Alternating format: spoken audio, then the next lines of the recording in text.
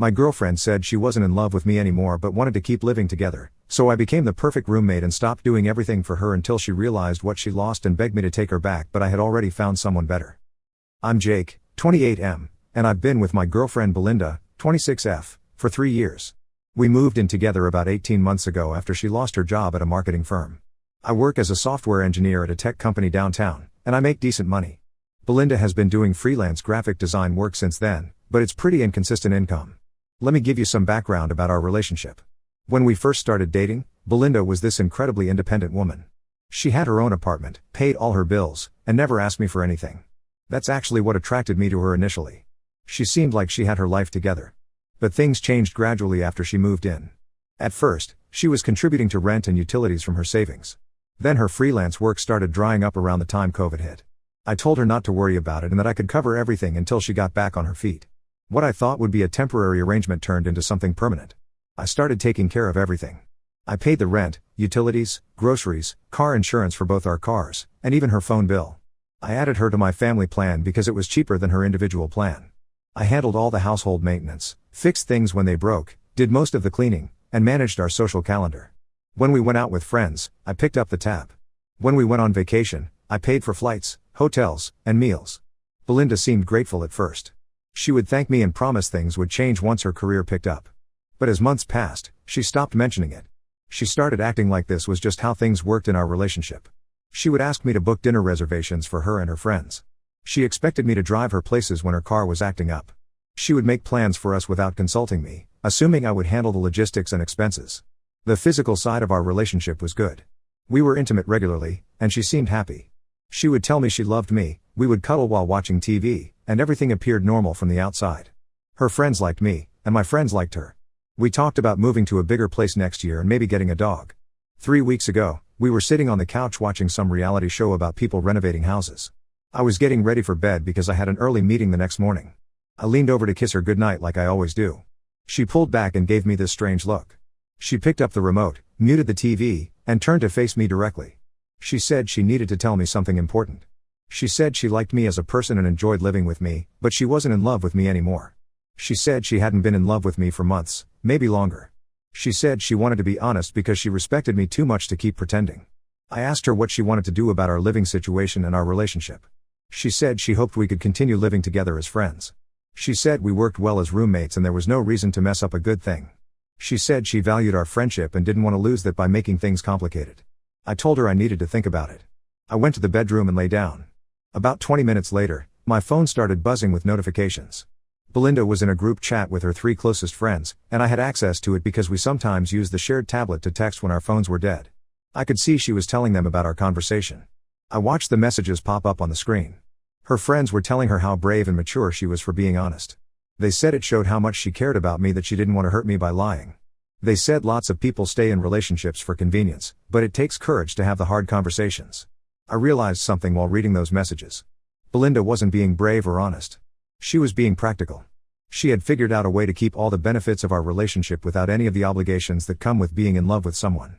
She wanted to keep living in the apartment I pay for. She wanted to keep the financial security I provide. She wanted to keep the emotional support and companionship. She just didn't want to feel guilty about not loving me back anymore. The next morning, I told her I was fine with being roommates. She seemed relieved and hugged me. She said she was so glad I understood and that this would be better for both of us in the long run. That's when I decided to become the perfect roommate. Not boyfriend. Roommate. I stopped making coffee for her in the morning. I had always made a full pot and left her mug on the counter next to it. Now I make exactly 1 cup in my travel mug and take it to work with me. I stopped doing her laundry. I had always thrown her clothes in with mine when I was doing a load. Now I only wash my own stuff. I stopped buying her favorite foods when I went grocery shopping. I had always picked up the specific brand of yogurt she likes and the expensive granola she eats for breakfast. Now I buy exactly what I need for myself and nothing extra.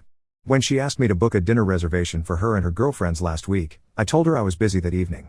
I suggested she call the restaurant directly since they usually have availability if you call ahead. When her car started making that grinding noise again, she mentioned it to me while I was working on my laptop. I told her that sounded frustrating and suggested she get a few quotes from mechanics in the area. I said Yelp usually has good reviews for local auto shops. She keeps looking at me like she's waiting for me to do something. She leaves dishes in the sink longer than usual, probably expecting me to wash them like I used to. I just wash my own dishes and leave hers where they are. She's been playing sad music in the living room and sighing loudly when I'm nearby. Yesterday she asked if I wanted to watch a movie with her, and I said I was planning to go to the gym. I can see her getting more frustrated every day, but I don't understand why. I'm giving her exactly what she asked for. We're roommates now. I treat her the same way I would treat any roommate, with basic politeness and respect, but without the extras that come from being in love with someone.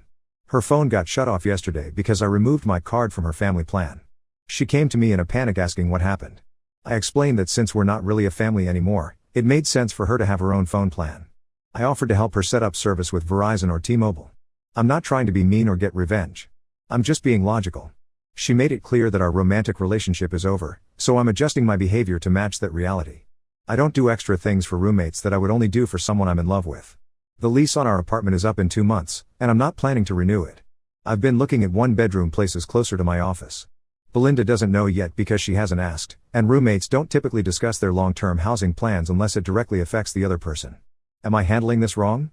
Should I be doing more to try to work things out? I feel like I'm being reasonable, but maybe I'm missing something. Update 1. Thank you to everyone who commented on my original post. A lot of people asked for an update, so here it is. Things have gotten more interesting since I last wrote. Belinda's frustration has turned into something closer to panic, and I think she's starting to understand the full implications of what she asked for. Let me start with what happened on her birthday last week. Belinda turned 27 on Tuesday. In the past, I would plan something special for her birthday. 2 years ago, I surprised her with a weekend trip to Napa Valley. Last year, I organized a dinner party with all her friends at that expensive Italian place she loves. I would typically spend weeks planning, make reservations, coordinate with her friends, and handle all the details. This year, I wished her happy birthday in the morning and asked if she had any fun plans for the day. She looked at me like I was speaking a foreign language. She said she thought we might do something together to celebrate. I told her that sounded nice and asked what she had in mind. She said she hadn't made any specific plans because she assumed I would handle it like I always did. I reminded her that planning birthday celebrations is typically something boyfriends do for their girlfriends, or something people do for themselves. Since we're roommates now, I figured she would want to celebrate with her actual friends rather than her roommate. She stared at me for a long moment, then said she would figure something out. She spent most of the day texting people, trying to organize something last minute. Most of her friends were busy because it was a Tuesday night, and she hadn't given them advance notice. She ended up ordering Chinese food and eating it alone while watching Netflix. I was in the office working on a project that was due the next morning. The financial reality has been hitting her harder than I expected. Besides the phone bill situation I mentioned before, there have been several other wake-up calls. Her car registration was due last month. I had always handled that for both of us because I'm organized about paperwork and deadlines. She didn't realize it was her responsibility now until she got pulled over for expired tags. The ticket was $250, plus she had to pay late fees for the registration renewal. Our car insurance was up for renewal, and I removed her from my policy. She had to get her own insurance, which cost significantly more than the family discount rate she was getting on my plan. She called me at work asking why her insurance card wasn't working when she tried to show it to the police officer during the traffic stop. She's been asking me to drive her places because her car is still making noise and she's nervous about driving it. Last Saturday, she asked me to take her to Target because she needed to pick up some things and didn't trust her car for the 20-minute drive. I told her I had plans to go hiking with my friend Mike, but I could drop her off at Target on my way if she wanted. She asked how she was supposed to get home, and I suggested she could call an Uber or take the bus.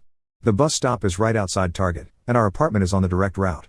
She ended up taking the bus home, which took over an hour because she had to wait 30 minutes for the next bus and then make 2 transfers. She was carrying heavy bags and looked exhausted when she got back. I think she's starting to realize how much I was handling behind the scenes. I used to take care of all the little things that make life easier. Now she has to figure out everything herself, and she's discovering that being an adult requires a lot more planning and money than she remembered. Her freelance work has picked up a little bit, but not enough to cover all her new expenses. She got a small project designing a logo for a local restaurant, which paid $800. But between her new phone bill, car insurance, the traffic ticket, and having to buy her own groceries, that money disappeared quickly. She's been eating a lot of pasta and canned soup lately because those are some of the cheapest things she can find. I continue to buy my normal groceries, including fresh vegetables, good meat, and the organic stuff I like. I keep it all on my designated shelves in the refrigerator and pantry. Last weekend, she asked if she could borrow some of my food because she was running low on groceries and wouldn't get paid for her latest project until the following week. I told her she was welcome to anything in the shared sections, like salt, pepper, and basic condiments, but the rest was my personal food. She asked if I could spot her some money for groceries, and she would pay me back when her client paid her. I explained that lending money to roommates can make things awkward, especially when there's no clear timeline for repayment. I suggested she could ask her friends or family for help, or maybe pick up some extra freelance work. The social dynamics have been interesting too.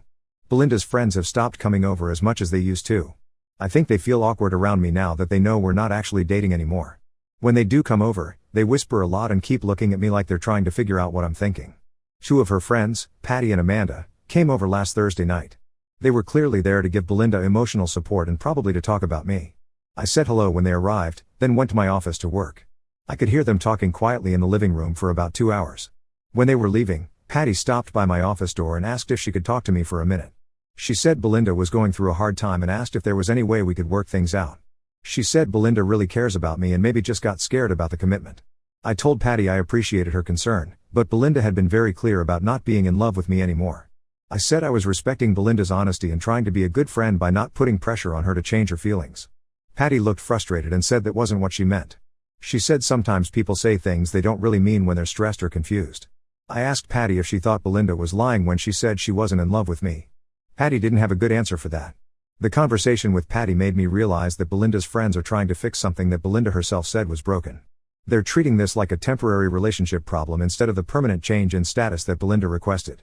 I've been going out more in the evenings. I joined a hiking group that meets on weekends, and I've been going to the gym consistently. I signed up for a cooking class on Thursday nights, which is something I always wanted to try but never had time for when I was busy managing our relationship. Belinda has been home alone most evenings now. She used to have plans with friends several nights a week, but that seems to have dropped off. I'm not sure if it's because she can't afford to go out as much, or if her friends are less available now that she doesn't have a boyfriend to help coordinate group activities. I found an apartment I really like. It's a one-bedroom place about 15 minutes closer to my office, with a great kitchen and a small balcony. The rent is actually less than what I'm paying now because I won't be splitting a two-bedroom. I haven't signed anything yet because I want to give Belinda enough notice to figure out her own housing situation.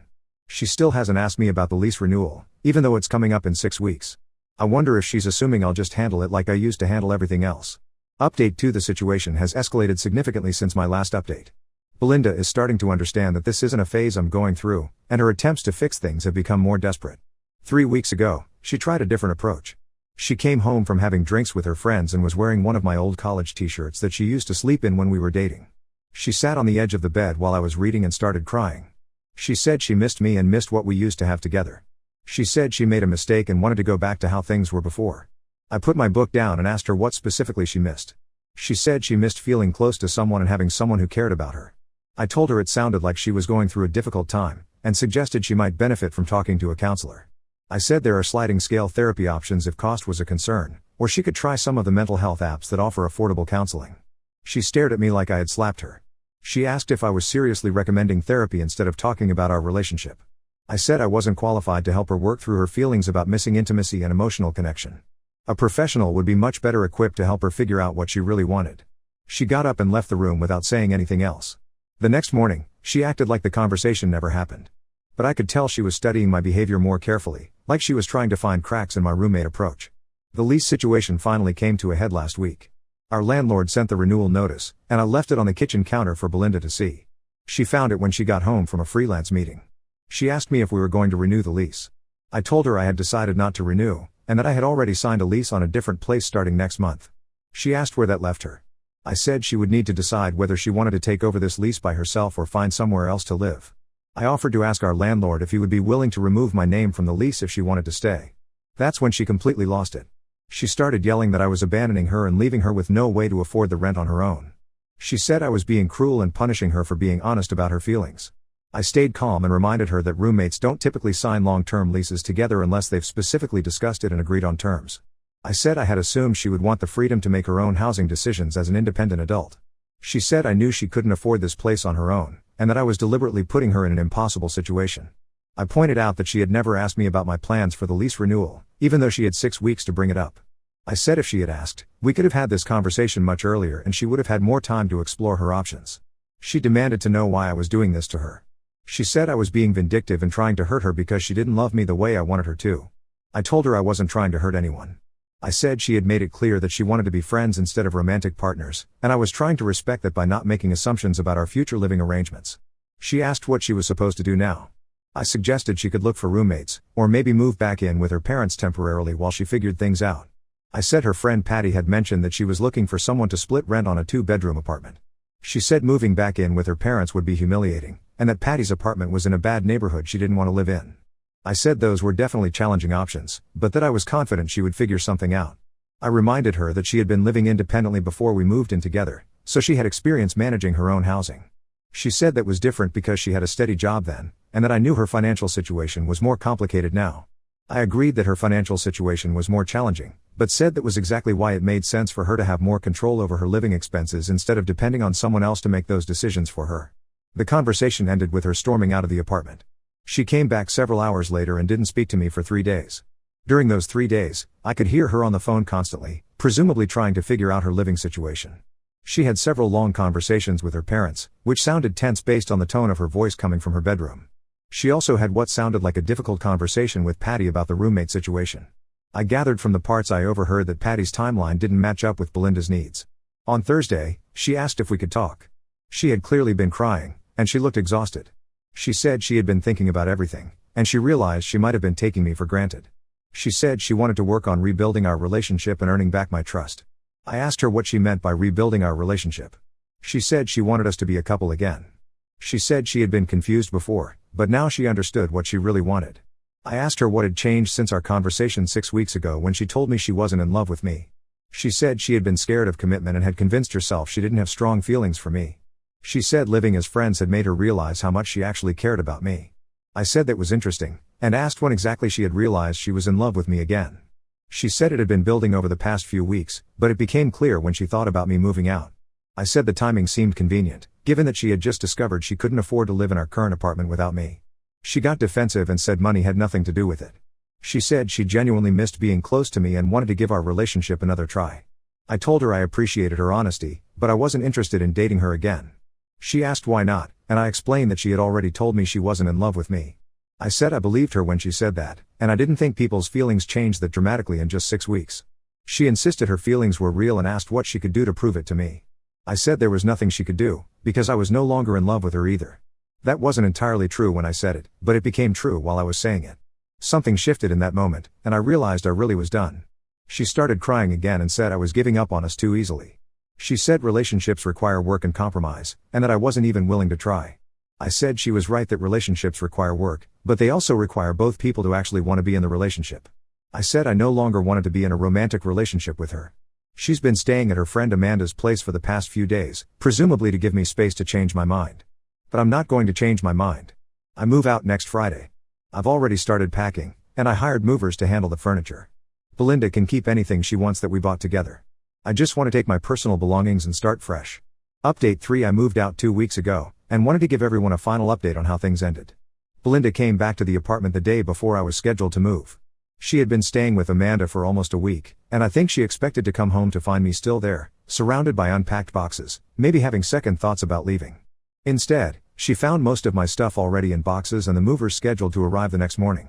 She asked if I was really going through with it. I said yes, I was moving out as planned.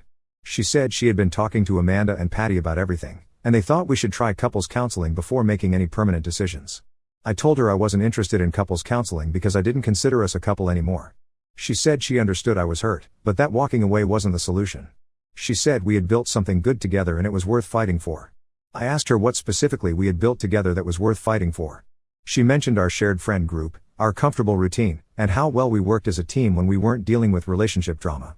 I pointed out that those things described a good roommate situation, not a romantic relationship.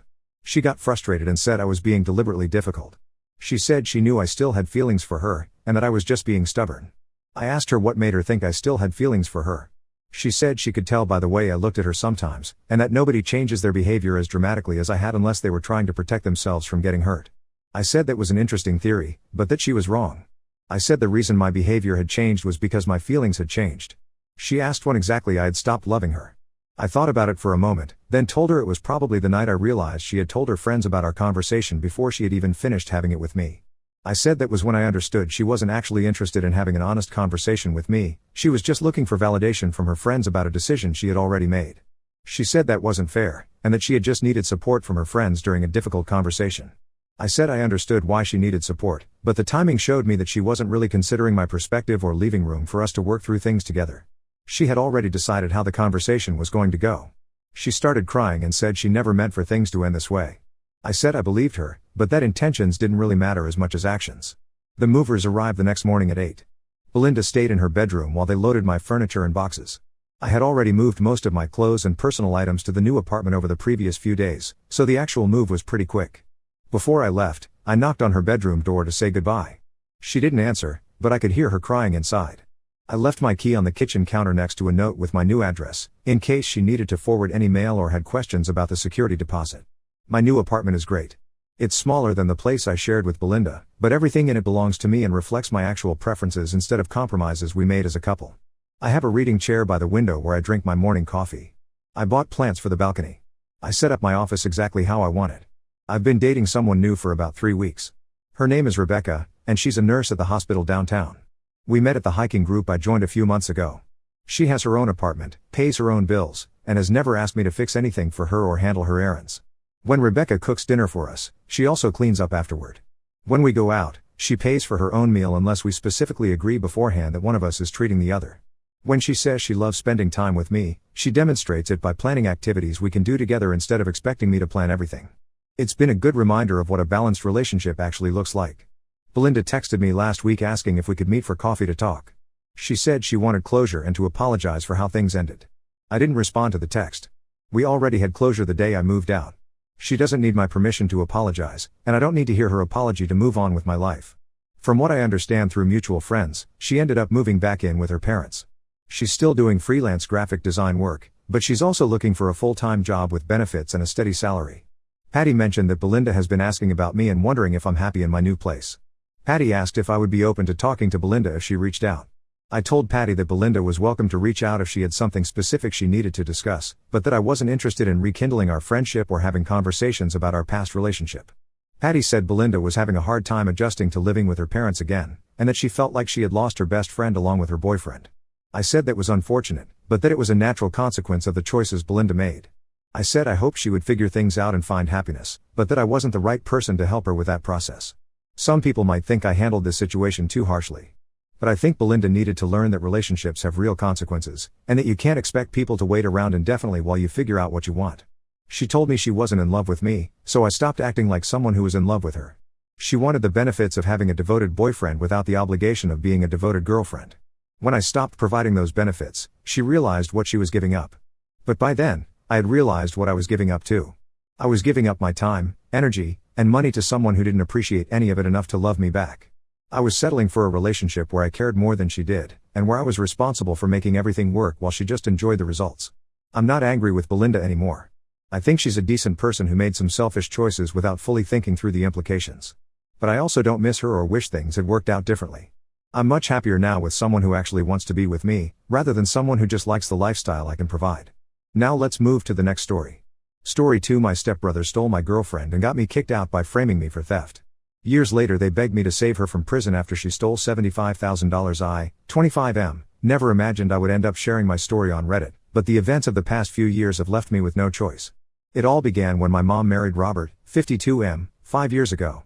I was 20 then, working at a promising tech startup that developed mobile apps. I had a girlfriend, Sarah, 19F, whom I met during my first year of college. She was studying psychology, and we connected instantly over our shared love of indie music and horror movies. Life seemed perfect. I was making good money, had a loving girlfriend, and was steadily saving up to move out on my own. My mom met Robert at a charity event where she was volunteering. He came across as the perfect gentleman, successful real estate developer, well-spoken, and seemed genuinely interested in making our family work. They dated for a year before getting married in a small ceremony. I was happy for my mom. After raising me alone since I was 12, she deserves someone who could give her a good life. Robert had a son from his previous marriage, James, 22M at the time. From day one, there was tension between us. James had dropped out of college and was living at home, supposedly working on various business ideas that never materialized. He would constantly try to one-up me in everything. If I helped mom with groceries, he would spend the whole day reorganizing the pantry. If I talked about my job, he would interrupt with grandiose plans about his future business empire. I mostly ignored his behavior and focused on my relationship with Sarah. We had been together for 2 years, and things were getting serious. We spent most weekends together, either studying at cafes or binge-watching shows at my place. We had even started looking at apartments online, planning to move in together once we had enough savings. Sarah got along well with my mom, and I thought she was the one I would spend my life with. Everything changed after our family barbecue in summer. Robert insisted on having regular family gatherings to bond, and this was our third one. James met Sarah there for the first time. I noticed him staring at her throughout the evening, especially when she was helping Mom in the kitchen. Sarah was wearing a blue sundress that day, I remember, because she had just bought it for her cousin's wedding. James kept finding reasons to be wherever she was, offering to help with dishes, asking about her studies, laughing too hard at her jokes. After that day, living with James became unbearable. Whenever Sarah visited, he would emerge from his room and plant himself in the living room. He started texting her about random things, asking for book recommendations since she was into psychology, seeking advice about his non-existent girlfriend's problems, or sharing memes. At first, Sarah would show me these messages, saying how James was just being friendly and needed someone to talk to. The red flags were there, but I was too trusting. James started working out at the same gym Sarah went to. He began dressing differently, buying clothes similar to my style. He even got the same haircut as me. Looking back, he was trying to become my replacement right under my nose. One Tuesday, I came home early because a client meeting got cancelled. I found Sarah and James in our living room, sitting closer than friends should, their heads bent over his phone. They jumped apart when they saw me. Sarah claimed she was helping James with his dating profile. I confronted her later that night, but she turned it around on me, saying I was being possessive and that James was like a brother to her. I wanted to believe her because the alternative was too painful to consider. Around this time, I was saving up for an engagement ring. I had been putting away money from every paycheck for months, planning to propose on our 3rd anniversary. I kept track of my savings through a budgeting app, watching the numbers grow each month. Then one day, I noticed something odd. There were withdrawals I hadn't made. At first, I thought it was a bank error. But when I checked the transaction history, I found multiple withdrawals over the past 2 months, always on days when I was at work and James was home alone. The total amount missing was $15,000, my entire savings for the ring and our future apartment. I was devastated. When I confronted James, he didn't even try to deny it at first. He just smirked and asked me to prove it was him. Then, before I could gather any evidence, he went to his dad with an outrageous claim that I had stolen $10,000 from him. James spun an elaborate story about how he'd been saving money from odd jobs and online trading to start his own business. He claimed he kept the cash in his room because he didn't trust banks. Robert, who always favored his son, believed him immediately. The situation got worse when James produced bank statements showing transfers from his account to mine. They looked real enough to convince Robert and, to my shock, even my mom. The final blow came when Sarah broke up with me through a text message. She wrote that she couldn't believe I would steal from my own family, that she had seen signs of my greed before but had ignored them. A week later, I was walking to the parking lot after work when I saw them at the cafe across the street. Sarah was wearing the promise ring I had given her on our 2nd anniversary, but she was holding James's hand, laughing at something he was saying. They kissed, and my whole world shattered. Everything made sense, the texting, the gym, the friendly chats. They had been seeing each other behind my back for months. That evening, Robert confronted me in front of everyone. He demanded I return James's money or he would call the police. I tried showing him my bank records, proving that money had been stolen from me first, but he wouldn't listen. My own mother, who had raised me to be honest, now looked at me with doubt in her eyes. Robert gave me 24 hours to return the money or move out. I packed my things that night while my mom cried in her room. My college friend Marcus let me crash on his couch until I could figure things out. The next few months were tough. I worked overtime at my regular job and picked up freelance projects on the side. I cut off all contact with my family and blocked Sarah on everything. The betrayal was too deep to even consider maintaining any relationships. Looking back now, losing everything became the motivation I needed. I channeled all my anger and pain into work. Within a year, I had saved enough to start my own software development company. We specialize in security applications, ironic given how my trust was betrayed. The company has grown beyond my expectations, and we now have clients across the country. Update 1, it's been 3 weeks since my original post blew up, and I need to share some shocking revelations that have come to light. A guy named Mike reached out to me through Reddit after seeing my post. Turns out he used to be James's close friend during the time all this happened, and what he told me made me realize that the betrayal was even worse than I thought. Mike and I met at a coffee shop last weekend. He looked nervous and kept checking his phone, saying he was worried James might find out about our meeting. According to Mike, James had been plotting to steal both my girlfriend and my money for months before he actually did it. It wasn't some impulsive decision or a case of falling in love with Sarah, it was a calculated plan to destroy my life. Mike showed me text messages from their group chat dating back to several months before the theft. James would brag about how he was going to take everything from me, saying things like I didn't deserve what I had. He was jealous of my job, my savings, and especially my relationship with Sarah. There were messages where he outlined a strategy to get close to her, describing how he would play the role of a caring friend while slowly poisoning her mind against me. The manipulation was elaborate. James created a whole narrative about me that he fed to Sarah. He told her I was talking badly about her to my coworkers, claiming he overheard me making fun of her career choices and saying she wasn't smart enough for me. He invented stories about me having a gambling problem, showing Sarah fake betting slips he had created. He even went as far as making up stories about me pressuring other girls at work for dates. But it gets worse. The bank statements James used to frame me? Mike admitted he helped create them using Photoshop. He worked at a print shop at the time and had access to high-quality scanning and printing equipment. They spent hours making sure the documents looked authentic, even using paper from the same bank. Mike says he feels guilty about his role in everything and offered to come clean to my family, but I told him not to bother. I've moved on and built a better life for myself. Mike also revealed something that made my blood boil. James had been secretly recording our conversations for months. He would start arguments with me when no one else was around, deliberately provoking me, then edit the recordings to make it sound like I was admitting to stealing from him. He had dozens of these manipulated audio clips ready to use if I ever tried to defend myself. The most painful revelation was about Sarah's role in all this. She wasn't just an innocent victim of James's manipulation, she was an active participant. Mike showed me screenshots of conversations between James and Sarah where they discussed their plans in detail. Sarah was the one who suggested making me look financially irresponsible to my family.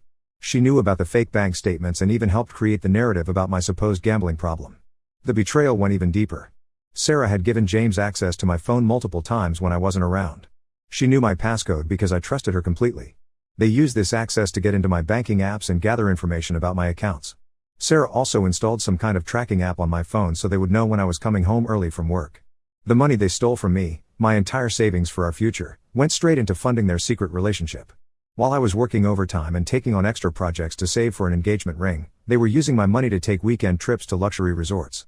Mike showed me their Instagram stories from those days, which they had hidden from me using Instagram's close friends feature. There were pictures of them at expensive restaurants, staying at high-end hotels, Sarah wearing new designer clothes that I had assumed were gifts from her parents. What makes me sick is remembering how Sarah would talk about saving money and being careful with expenses when she was with me. She would suggest we eat at home instead of going out, saying we needed to save for our future. All while she was spending my money with James behind my back. The final twist came yesterday when my mom left another voicemail. She was crying, saying she misses me and wants to make things right. She mentioned that Robert has been distant lately, and she's starting to see cracks in his perfect facade. Part of me wants to send her all the evidence Mike provided, show her just how thoroughly her stepson deceived everyone. But another part of me wants to leave it all in the past. I've worked hard to rebuild my life, and dragging up all this pain again might not be worth it. Mike offered to help me expose everything, but I declined. I told him I appreciate him coming clean, but I don't want to get involved in their lives again. The betrayal runs too deep, and no amount of exposure or revenge would undo the pain they caused. Besides, I'm focused on growing my company now, and success is the best revenge. Update 2. 3 months have passed since my last update, and the situation has taken several unexpected turns. I found out through a mutual friend, Ashley, that James and Sarah got married in a rushed ceremony last month. Ashley attended the wedding and told me it was a far cry from the lavish celebration Sarah used to dream about when we were together. Instead of the beach resort wedding she had always wanted, it was a quick ceremony at the local courthouse followed by a reception at a budget hotel. Ashley said the whole thing felt desperate rather than romantic. James spent most of the reception moving from table to table, trying to network with the wealthier guests. He was pitching his latest business idea, something about cryptocurrency trading, and practically begging for investors. Sarah, meanwhile, was showing off an expensive engagement ring, which Ashley later found out was bought entirely on credit. According to Ashley, their financial situation is dire. James lost his job at his father's company 3 months ago after several costly mistakes with client accounts. Robert finally realized his son wasn't as competent as he pretended to be. Sarah's shopping addiction, which I had no idea about during our relationship, has apparently spiraled out of control. She's maxed out multiple credit cards buying designer clothes and luxury items, often returning them for store credit to buy more things. Last week, completely out of the blue, James showed up at my office. My receptionist tried to turn him away, but he made such a scene that I agreed to see him for 5 minutes. I barely recognized him. His expensive clothes were wrinkled, his hair was unwashed, and he had dark circles under his eyes. He looked nothing like the arrogant, polished guy who had stolen my life 5 years ago.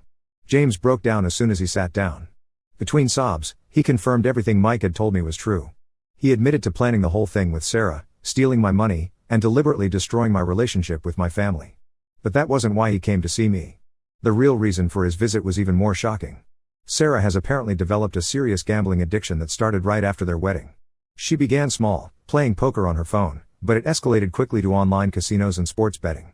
To fund her addiction, she started stealing money from the accounting firm where she works. She would manipulate the books, diverting client payments to her personal accounts. Their situation reached a breaking point last week when her employer discovered the theft. The amount she stole is substantial, over $50,000. Her company gave her an ultimatum: either repay the entire amount within a month, or they would press criminal charges. On top of this, Sarah is 3 months pregnant. James spent an hour in my office, crying and begging for help. He offered to sign a legal document admitting to stealing from me years ago, promising to tell our parents the whole truth about what happened. He even pulled out his phone to show me their mounting bills and final notice letters from credit card companies. The amount they need to save Sarah from criminal charges is exactly double what they stole from me back then. James tried to frame this as some kind of cosmic justice. If I helped them now, they would pay me back double what they took. He even suggested I could take pleasure in watching them be indebted to me for years. I sat there listening to him, remembering all the nights I spent on Marcus's couch, working multiple jobs to rebuild my life after they destroyed it. I thought about my mom's tears when I left home, about the years of family relationships ruined by their lies. James looked at me with desperate eyes, probably expecting the same understanding and forgiveness I used to show back when we were stepbrothers. Sarah called me later that night from an unknown number. She was hysterical, begging me to at least think about helping them. She mentioned the baby, saying she couldn't bear the thought of giving birth in prison. She claimed she had changed, that she regretted everything she had done to me, and that she thinks about me every day. The same lies she used to tell when we were together, just with higher stakes now. I've spent the last week thinking about what to do.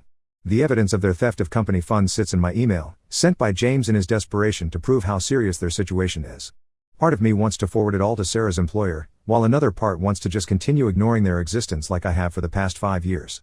Update 3, it's been 4 months since James came begging to my office, and I wanted to share what happened. After careful consideration, I decided not to give them the money. Instead, I forwarded all the evidence James had sent me, along with the details Mike had provided about their previous theft, to Sarah's employer. Some might call it revenge, but I saw it as justice. They needed to face the consequences of their actions for once. Sarah's company still pressed charges, but the information I provided helped them build a stronger case.